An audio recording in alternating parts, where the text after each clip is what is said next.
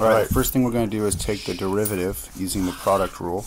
And so here we go. We have f prime of x would be 3x squared times e to the x plus the derivative of e to the x, which is just e to the x times x cubed.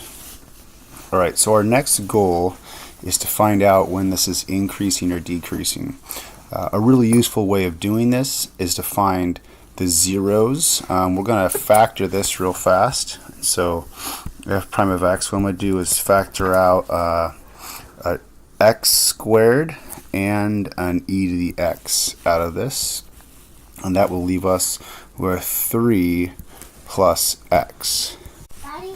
Alright, so if we're looking at this, now we can think of this as two separate factors. We have this chunk right here and then this chunk right here. We're being asked to find out when the original function is increasing. It's when this derivative function outputs a positive value. We could make a number line, or we can just analyze these factors. So first of all, this first factor, x squared e to the x. The reason I'm considering these both together is because these two factors will always be positive. If you think about that, right? Plug any number in for x. E to the x is a function, always outputs positive numbers, and x squared has to be positive numbers. So this factor will always be positive.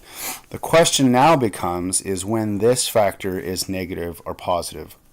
And I'll let you think about that. But again, we want to know when this function is going to output positive values. It comes down to what values will make this factor right here positive, because this first factor, the x squared e to the x, is always positive.